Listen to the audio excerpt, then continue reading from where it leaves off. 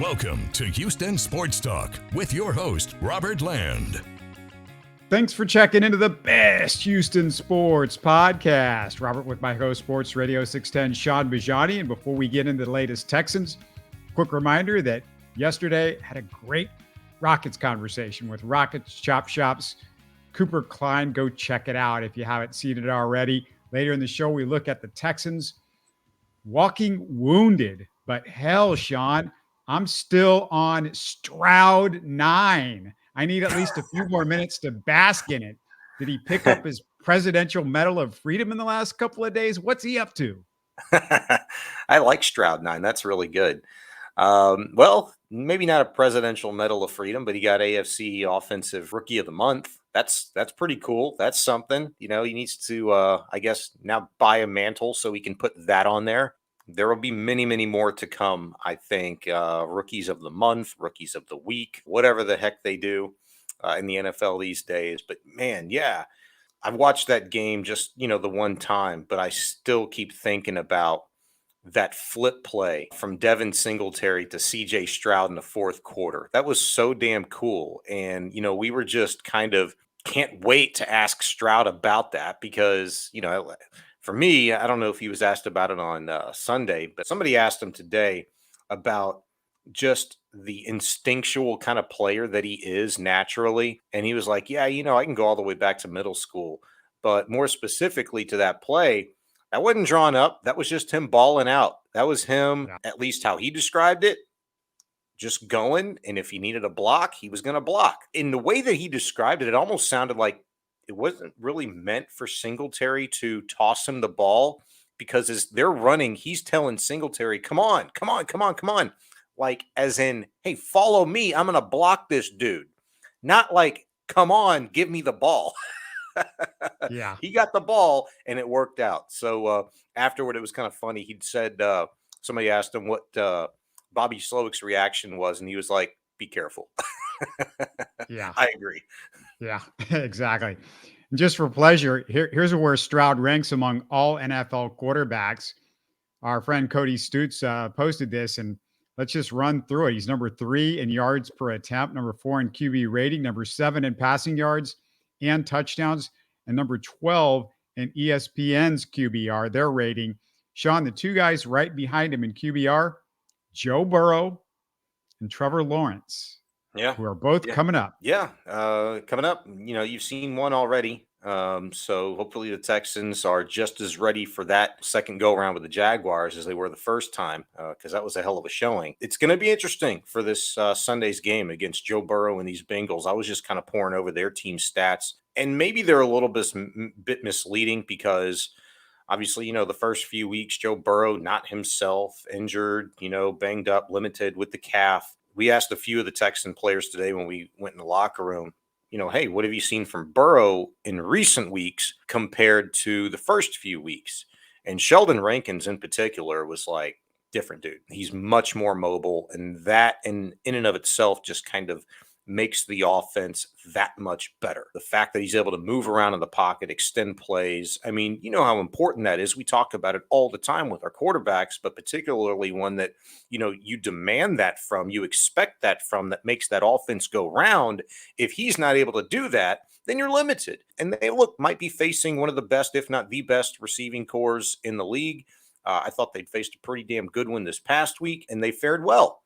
It's just, it gets tough. This is when, you're playing like a good team. You want to be treated like a good team. You're going to play other good teams, and the expectations rise. And so I think it's going to be really, really important for this team to come out and show that they can start fast on the road. And look, at the end of the day, if this team has an opportunity to win, whether it be staving the Bengals offense off or Stroud's got to go get you another late score, something like that. If you've got a chance to win in the fourth quarter, to me, that's market success at this point in time. Even coming off of a nice quality win, a thrilling win, probably the most exciting win in Texans history against the Bucs. If you can give yourself an opportunity to win a game on the road against a team like the Bengals, a team that, was a lot of people's Super Bowl favorite, at least to be there preseason, certainly when healthy, they should be, that would be huge.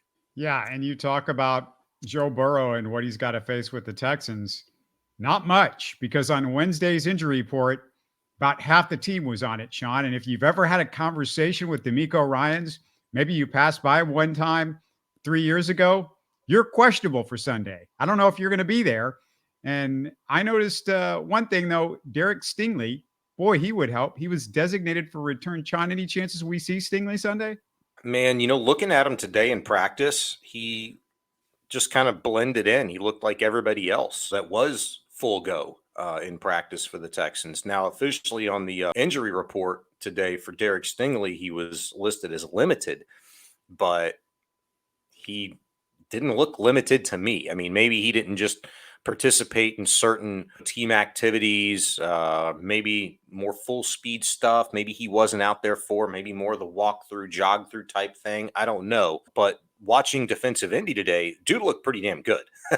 They were just doing what they normally do. Their one-on-ones, just kind of going through your little footwork, drills, just read work, the read steps and stuff like that. So he looked pretty good. I would honestly, gun to my head, I'd be surprised to see Derek Stingley this week for a multitude of reasons, but none other than, look, it's a soft tissue injury. There's typically a ramp-up process of practicing, I think, a full week, and it just seems as though this Texans team, with Derek Stingley anyway, and look, this is a new regime, I get it, but he's also a very high draft choice whom they should come to expect a lot from and need a lot from this year when healthy at some point, and then in years to come, hopefully, a lot from. But I feel like they've almost adopted Dusty Baker's mindset of like, all right, if he's good to go, I'm going to give him an extra day. If Derek Stingley feels like he's good to go, I wouldn't be surprised if the Texans give him another week to where he can practice in full every day. Something along those lines, because, hey, you haven't seen the guy on a practice field in 11 weeks. And I know a lot of work can be done away from a practice field when you're rehabbing a hamstring injury. But nonetheless, being around a team, it's important. I know this would be huge for the Texans if they can get Stingley back with potentially no Steven Nelson, or at least a banged up one. Nelson didn't practice today. Shaquille Griffin and Tavier Thomas and Jalen Petrie. You might not have Jimmy Ward. You're really thin in the secondary. So it would be great if you got Sting back. I just don't anticipate it. Yeah, it's not 11 weeks, is it? Didn't he get hurt maybe 2 or 3 weeks into the season? You're right. I said 11 weeks because I was thinking of the Juice Scruggs hamstring injury. Yeah, we're going to talk about him in a second. But yeah, you mentioned it. From what I heard, I thought Steven Nelson was out. The starting cornerbacks, according to Aaron Wilson, he feels like it's a very good possibility. It could be Shaq Griffin and Kadar Holman. They also pulled safety Graylin Arnold back from the dead. I'm scared to death, Sean, of Joe Burrow against a bunch of backup corners and safeties, because it's looking very strongly like that's what you're facing. And the other thing about it, just think about it.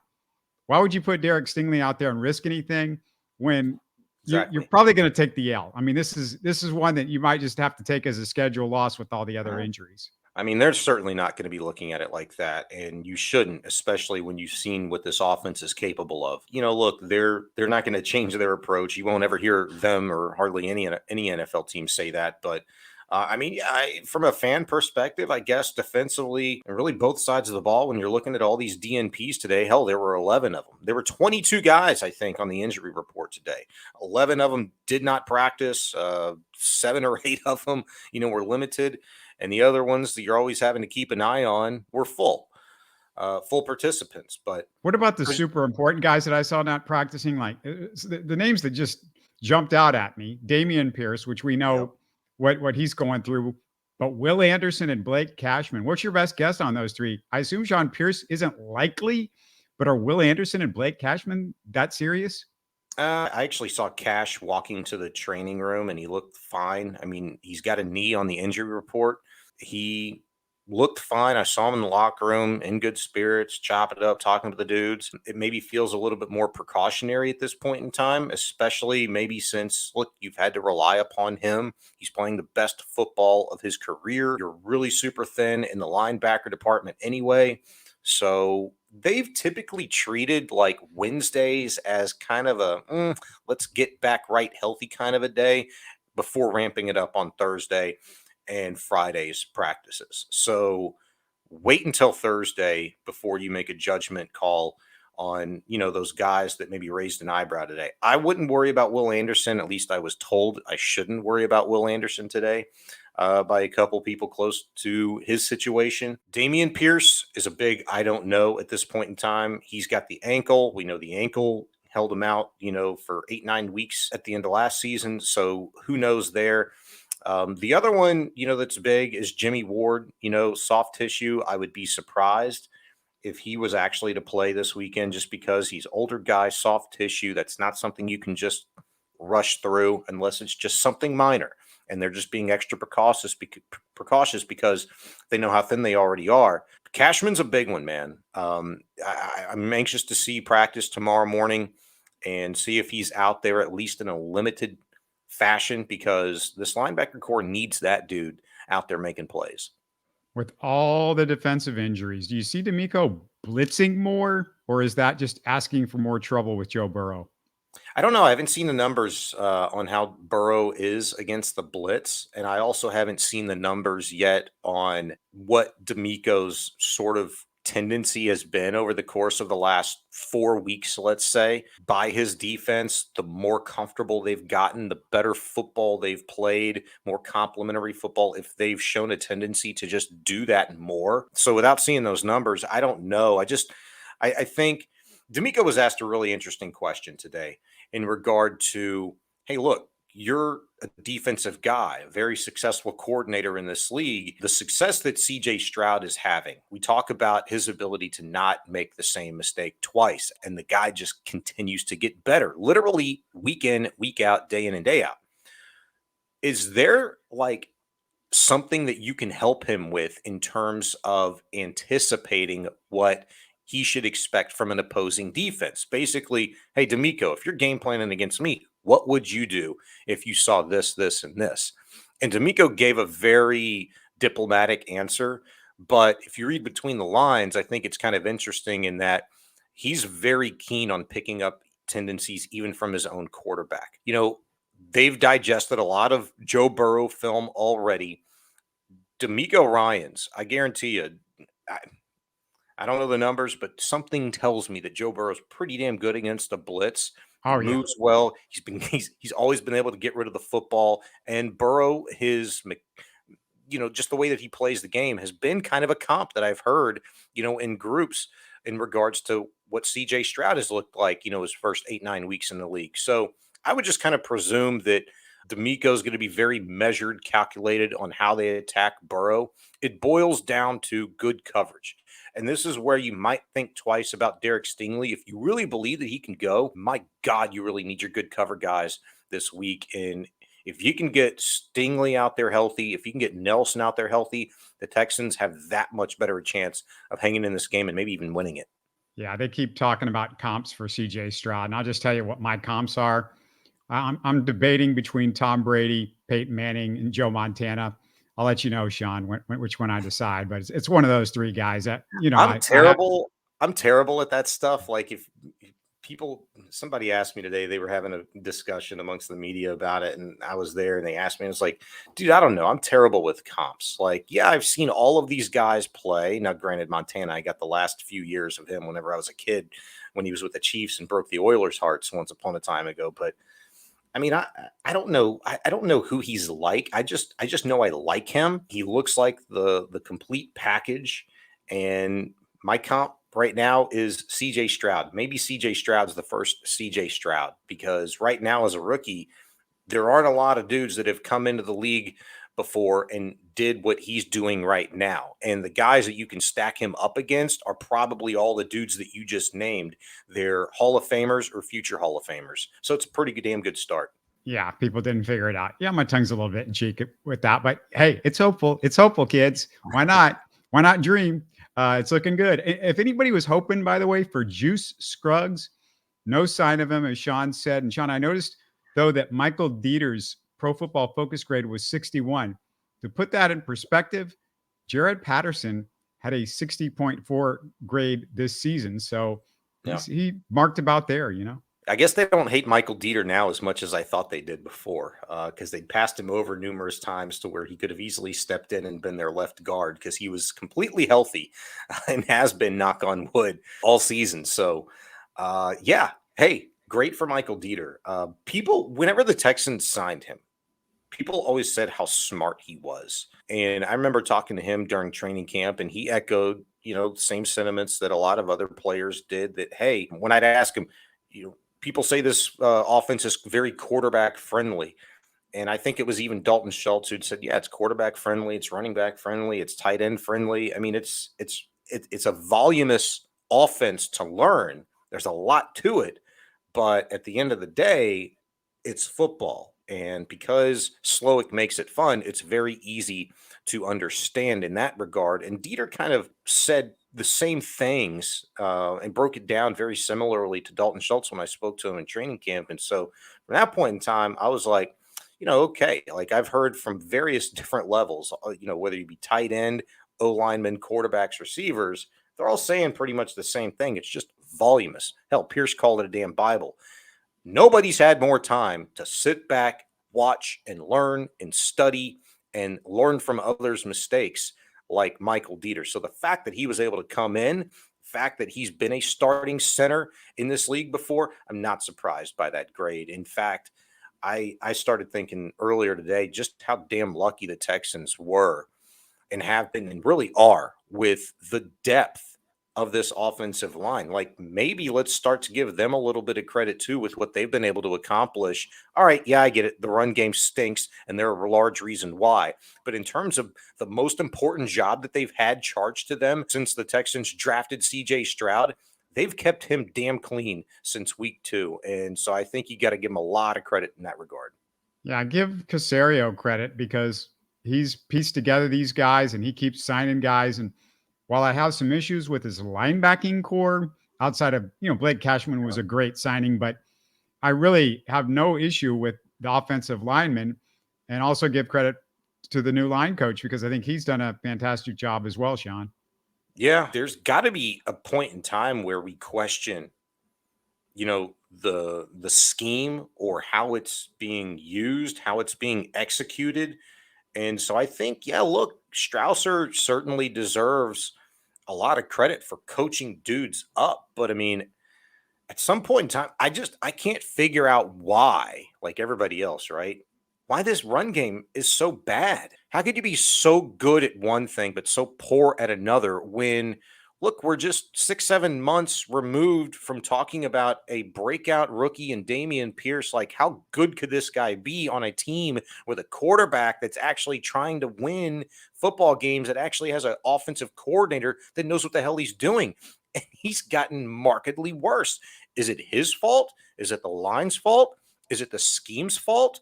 Is it the way that the scheme is being taught?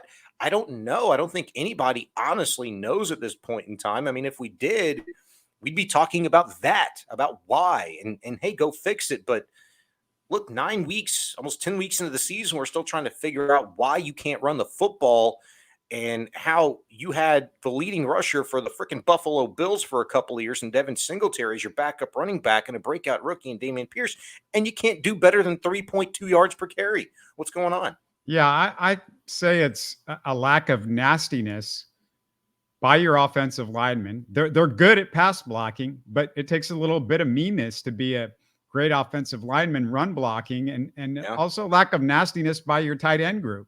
That those two things are a big problem. And Titus Good point. at left guard is a massive issue because he looks lost out there when they do anything but tell him to block straight ahead.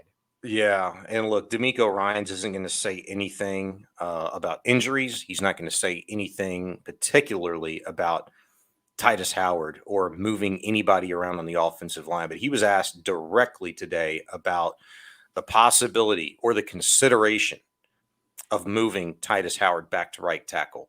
And he said, again, like he'd said numerous times, we're going to play the best 5 guys out there, period, end of story. I'm paraphrasing that last part, but they've played with us before, on the unofficial depth chart that they released at the beginning of every game week. We saw, I think it was last week, Titus Howard listed back at right tackle. Well, what did he play this past week? Left guard.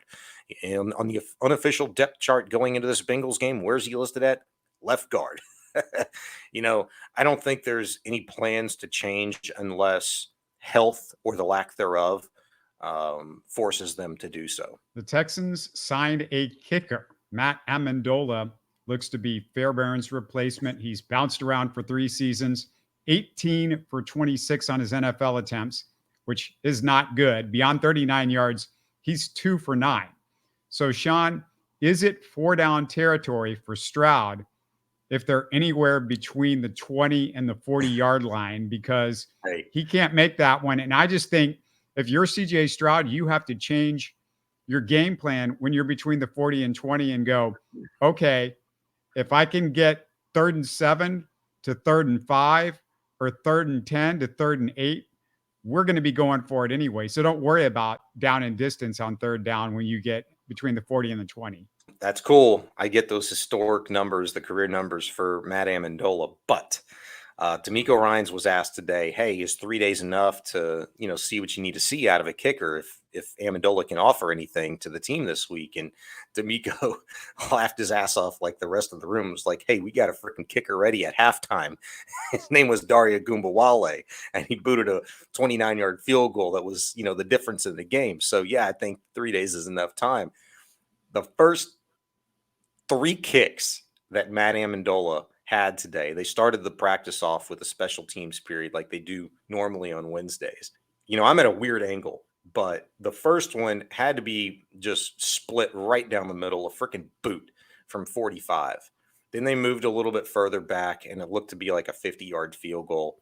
Bam, right down the middle. Mind you, this is in a pretty windy setting, and he did have the wind to his back, but it was kind of going left to right at his back. The last kick that he made and attempted, he was on the other side of the damn field. It had to be a 60 some odd yard attempt. I'll say 65 max, somewhere between 60 and 65. Mind you, I'm at a weird angle. That dude booted the hell out of it and made it. No problem. That thing in the wind probably would have been good from like mid to upper 60s. I don't think he's got a problem with like leg strength. Maybe the wind helps a little bit, but at least you have a guy that has done that before. Like that's his real job as an NFL kicker before. So, if he has a good week of practice, I think you got to feel just as good about him, at least better about him than you do Darian Gumbawale. And I don't think you have to go to such desperate lengths to, make any area 4th down territory. The forecast, if anybody's interested, is in the 50s for the Texans and Bengals up in Cincinnati. Not sure about wind. Doesn't look like it's going to be anything extraordinary as far as wind goes. Shaun, I didn't even bring this up on Sunday because I didn't really even think about it till later, but would Dare have been available? Would he have been on the roster if Dameon Pierce was healthy? Has he been on the active roster when Dameon's been healthy? Because that's a big deal. Like if he wasn't on the roster, then what do they do on Sunday? That's a really good point. I mean, my guess would be maybe Cam Johnston. At least he understands, foot to football mechanics. He's got that relationship, I guess. But he's the holder. He's the holder. So I was wondering, you need a field goal kick. Is that the issue of why he couldn't do it? Or they were worried about him getting injured? Like, have you heard, did the Texans answer that question at all? Like, why not Cam Johnston? How is it Dare instead of him? Because, I guess Davis Mills could have held. I'm sure he's had to hold some stuff, but it's going to throw everything off maybe if he's holding instead of your normal holder. So I don't know. Yeah, no, that's a really good question. And I'll actually ask that when I get the opportunity. Frank Ross is going to speak tomorrow, so I'll definitely hit him up about that. But my guess initially would be like, well, before punters, like who would typically hold for, situations like that? Quarterbacks, right? So Case Keenum could certainly do it. Davis Mills could certainly do it. Now Keenum was inactive. Okay. So fair, but Mills could certainly do it. Yeah. Maybe that's a possibility, but just to answer your initial question, probably Darian Gumbawale has only been active for 3 games total this season. He's been inactive every other week since. He played week 2, I believe it was, and then was inactive for 4 or 5 straight weeks. He's been active for the last 2. So, yeah, chances are if Dameon Pierce is, good to go, there ain't no Darian Gumbawale. I will definitely hit Frank Ross up about that situation, that scenario. I don't know if I'll get anything because Frank's usually very buttoned up and very diplomatic in terms of their lines of thinking and that type of stuff. But it is an interesting question. Yeah, just a reminder that a lot of dominoes had to drop before Dare was going to be kicking field goals. And one of those dominoes was, yes, him on the active roster. If we forgot about that, he was there mostly because Dameon Pierce was not. The Bengals are favored by 7. Shaun, how do you see this one? I mean, should the Bengals just spot the Texans 7 since half the team's in traction? Do we get like a, some sort of, golf, what's it called, handicap? Can we get a handicap here? Yeah, I saw that. I mean, you could have guessed that even 2-3 weeks ago, they were going to be favored by at least a touchdown. There's no question. I mean, Texans could be playing world beater football, and it was going to be a touchdown type of game going in. And I think it has a lot to do with just the emergence of Joe Burrow and the Cincinnati Bengals are playing good football now. They've won 4 straight games. The Texans have won 4 of their last 6. And the success that they've had, and most of those, is coming home. They've got to be a better road team. And I started to get to this earlier, just kind of poring over the Cincinnati Bengals stats. You looking at them in relation to the rest of the league, there's not a lot that they do exceptionally well. I mean, their numbers offensively, defensively are in and around middle to bottom of the pack. But let's look and see what this team has done over the course of the last 3 weeks, and it's a stark difference. So their injury report, number 1 and number 1A, is vastly different than that of the Houston Texans.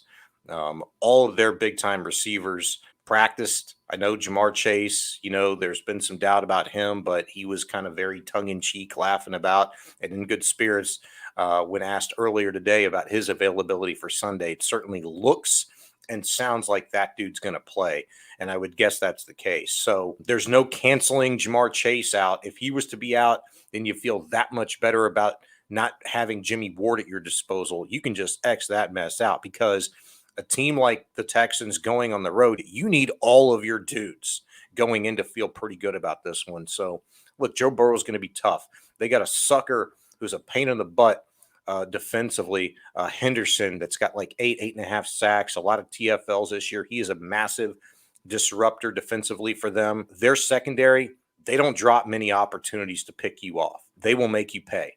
And so I worry about that, because if you think back, Robert, like over the course of the last couple to 3 games for CJ Stroud, he's gotten pretty damn lucky in not throwing interceptions, where there's been some tipped balls. There have been some that, defensive backs haven't been able to come up with that. Hey, look, you do that on the road against a really good team, a team that doesn't miss those, that doesn't shoot themselves in the foot, that capitalizes when given the opportunity. It could be a rough day for CJ Stroud and the Texans. I think if they are really far away like they are today from going in there anywhere close to full strength. All right, let's switch gears a little bit. Just a quick Astros managerial update. The Angels hired Ron Washington. The Cubs hire Craig Counsell. Those 2 guys off the list. Meanwhile, the Astros haven't announced any serious candidates at this point. Dana Brown reportedly likes Joe Espada, but Jim Crane wants a big name. I don't trust the reports.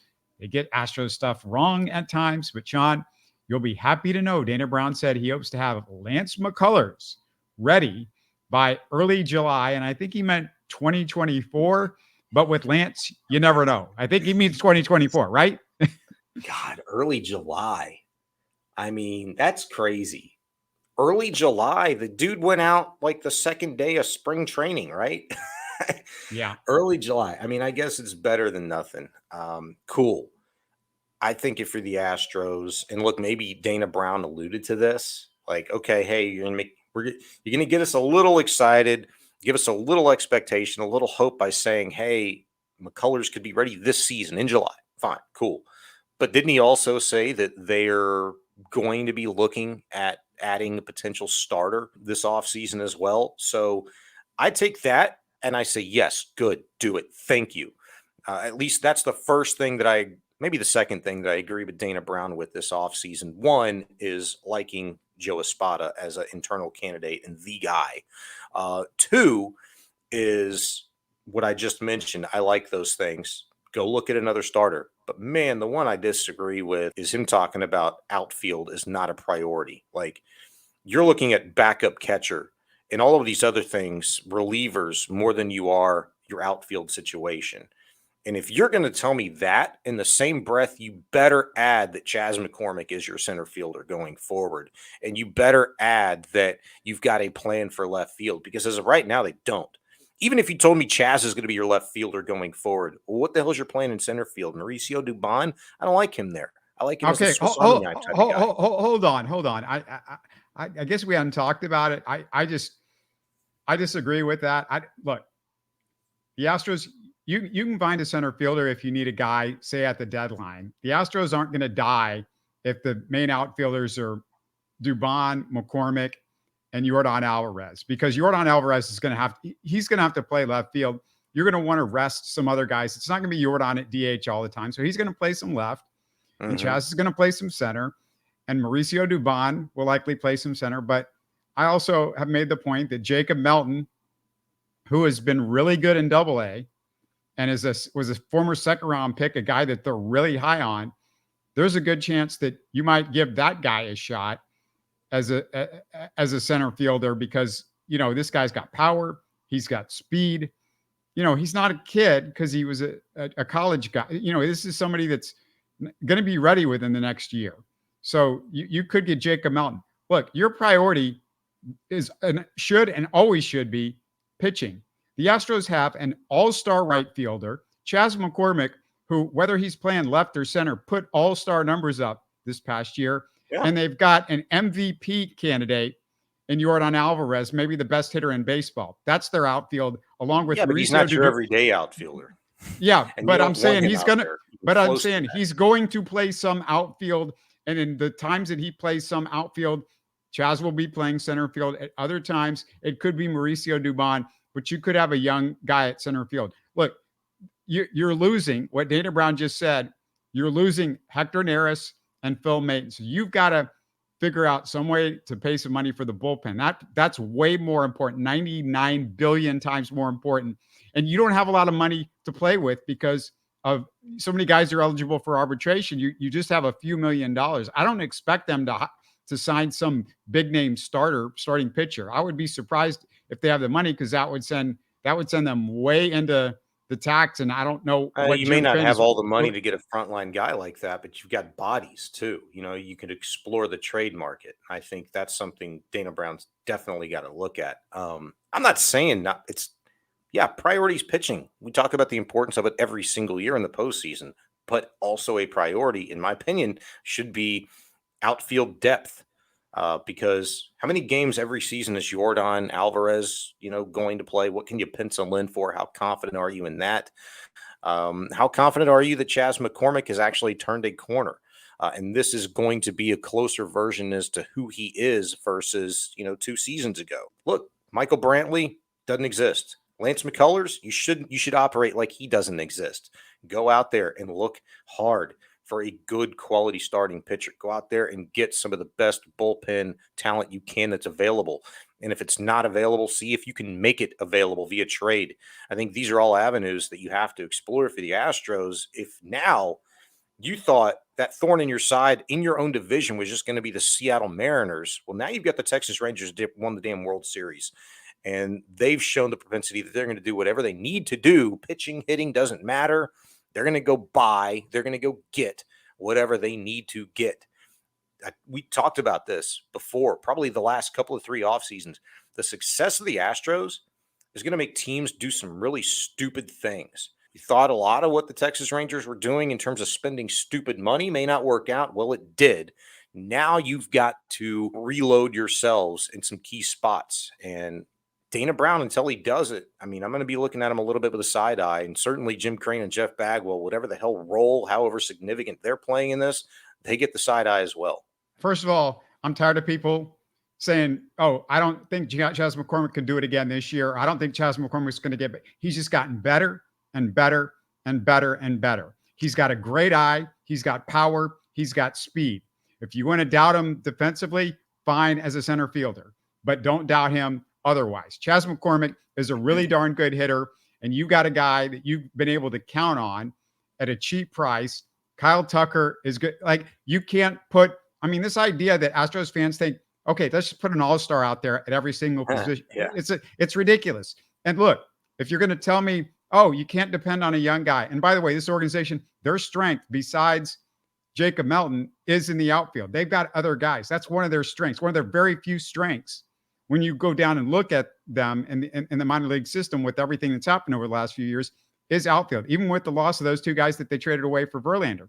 But seriously, I mean, if you're telling me, hey, don't give a young guy a chance in the outfield because we're trying to win the World Series, well, don't give a young guy a chance. Signed, Yainer Diaz, J.P. France, Jeremy Pena, Luis Garcia. Like, we can go back for 7 years where a young guy for the Astros in the organization that nobody believed in or nobody thought was going to do anything has stepped up, Sean. And we know it. So I'm like, but you know what you can't find real easily into your minor league system because there's not anybody, because we needed guys that could pitch, starters, relievers. We know what we don't have. We don't have guys ready to go, because if we did, we would have seen them the last 2 months of the season. Yeah, no, I mean, that's totally fair. I mean, maybe there's a couple of guys that make you think, in spring training. Arrighetti is one of them.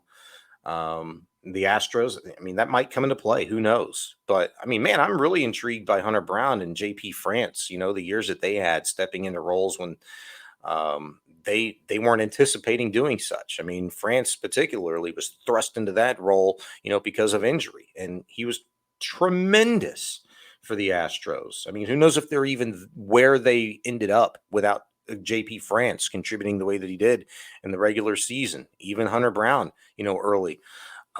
So yeah, look, they've had to rely upon young guys, and they're going to have to rely upon young guys again this year. Every team does to some degree, and the Astros have gotten major contributions more times than not from young, nondescript players every single year during this run, whether it be pitching or hitting or fielding, one of the three. Not saying that you shouldn't anticipate that, but to bank on it is a completely different thing. Look, if Melton earns the job, if it's just like no question out of spring training, this cat's ready, it look cool. Who was the other cat? Durden this past spring training was mashing the baseball. I mean, how many times did you see him this year? He wasn't ready, or there was no room, or hell, maybe he just wasn't ready because there was opportunity for him to do something. And I think he got a hot cup of coffee, but you were banking on Brantley over and over and over again because he particularly didn't answer the bell when given the opportunity. And I worry about that for a team that has, and should have World Series aspirations for the foreseeable future. As this window doesn't appear to be closing. It appears to be open. It just appears that somebody else is trying to fit through the damn thing too now. And it's not just you, it's the Rangers and the Mariners. Yeah. My point, I guess, is with outfield, those guys are findable. Like, you can give a young guy a chance. Maybe you hit on him. Maybe he starts off really well. And by July, you go, yeah, we don't need him. But typically, you can always go get that outfielder. But from the get-go, you need arms. That, I mean, to me, that's what you spend the money on. And look, if you're talking about the lineup, if that's what the discussion is, we need an outfielder for the lineup. What do you mean? The lineup with Jose Altuve, Alex Bregman, Kyle Tucker, Yordan Alvarez, Jose Abreu, Chas McCormick. I mean, it's Yainer Diaz. It's on and on. They're loaded in the lineup. Again, Astros fans, I know. Let's get an all-star at every position. I've watched a lot of baseball over my time, many, many years. That doesn't happen. I'm not saying you need an all-star, but somebody proven, would make people feel a lot more comfortable, me in particular. You don't got to break the bank for them, but somebody that's proven, that has a track record. I don't know how many of those guys are available. I'm sure there's a lot of other teams that are looking to chomp up those guys, but hey, let's be honest. I mean, it's not a lack of faith in the system. It's just that for a team with these kinds of expectations and aspirations, you'd like to hear your general manager say that, yeah. The Astros have a guy that's proven, though. His name is Mauricio Dubon. His name is Chas McCormick. Those guys can play center field. It's not like they're incapable of doing it. No, I'm not saying they can't. I'm just saying you need depth there, and I want them to be a part of that depth. But it would be nice if you didn't have to have one of your outfield spots as a turnstile. Mauricio Dubon, once Michael Brantley was factored back into the equation, towards the latter part of the end of the season, look, you knew Dubon's role on this team. I know he played more center field in the postseason, but he was your Swiss Army knife throughout the course of the year. If you needed him at second, boom, you had him. If you needed it short, boom, you had him. In left and center, didn't matter. He was that guy, pinch hitter off the bench, late in the game situation, pinch runner, whatever the case may be. That's the role that I like him in. Yeah, I mean, just a tremendous year from him, and yeah, it would be nice. I'm just saying, I'm not worried about having a proven guy there, because you can't. There are plenty of games you can play Dubon there, and there are plenty of games you can play Chas McCormick there, and I mean, I know people don't like it, but you do still have Jake Myers in the organization, and you're paying for him, and I don't know for how much longer. Yeah, but I mean, like Jake Myers, he's proven he can play defense. He can hit. He's just not. You know what he is, proven in that regard. You don't like the proof in that pudding. Yeah, but he's the 9-hole hitter in this lineup. Is it terrible if Jake Myers is your 9? It's better than Martin Maldonado is your 9-hole hitter. Come on. It's better, but it's not easy on the palate. Yeah, I mean, like, again, I look, I don't know, Sean, if you watched it, but the Astros, their 7, 8, 9 hitters used to be Osmus, Everett, and the pitcher. Like, I watched so much of that stuff. This Astro team, it's not like they should be hurting for offense. It's kind of a joke how much they've got on this team, assuming that these guys show up. Actually, they got to find the guy that's going to be charged with making those decisions too. I don't know who you think that's going to be. Yeah, the biggest problem the Astros have with their lineup is what matters to me is not a center fielder. What matters to me is Jose Abreu and Alex Bregman. You can't wait 2 months to start hitting the baseball. Like, actually, you might want to start hitting the baseball in April when the season starts instead of 2 months into the year, because that's something that just gets old after a while. Or start trying to hit it in like December, so they're good to go for late March, early April. Maybe so. With all the guys that we had at the WBC, and all those pitchers that we got ended up getting hurt and ended up having issues, where we got Altuve that broke his hand. The guys that maybe would have helped him to be doing that would have been Bregman and Abreu, because maybe they would have thought of that as their April instead of, instead of April is April. So right.